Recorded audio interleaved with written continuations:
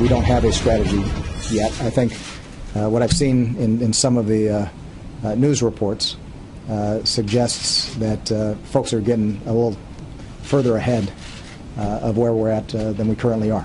Wow, the president may not have a strategy yet for the battling ISIS, but our next guest always has. In an open letter to the terror group that has taken the internet by storm, gone viral, Marine Corps veteran Nick Powers laid out his plan for the terrorists, adding, quote, "Do you really think you stand a chance on U.S. soil? Do you really think it would be smart to poke the bear? You attack us and there will be no mercy." Man, that's the tact a lot of us wish this administration would take. Powers joined Fox and Friends last month to talk about that letter, and now he's back with a message not only for ISIS, but for the American people as well. Nick, your message resonated with a lot of people. What's your message now?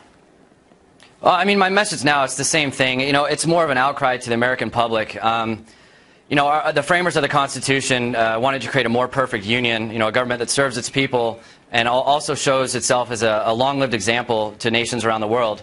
That's a statement that's on the whitehouse.gov website. And with that statement being on the website of this current administration, who obviously is not living by that. Not only are we not an example, we're an embarrassment to the world, but they haven't been serving us for years. I mean, look at the exponential amount of debt that they've accrued, you know, and we're paying for all these officials to live these lavish lifestyles that aren't doing what they were sworn to do. Don't forget, Nick, we are cutting one thing, and that's the military. That makes a lot of sense. But here's the vice president seems to take a page from your letter.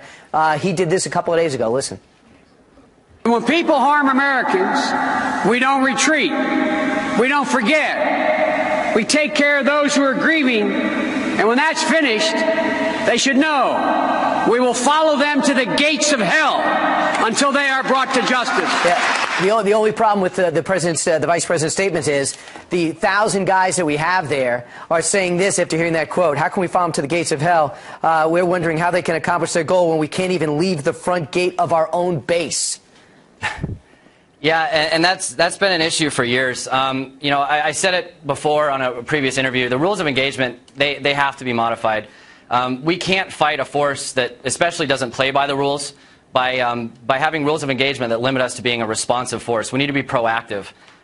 You know, these ROEs actually give power to groups like this because they know that they can exploit it and use it against us. Right. And, Nick, it's up to your leaders and the officers to go to battle so you can win, to go out and win the battles you're asked to fight. Nick Powers, thanks so much. Appreciate your point of view, and we'll be talking to you as this campaign continues. Thanks. All right. Thank you.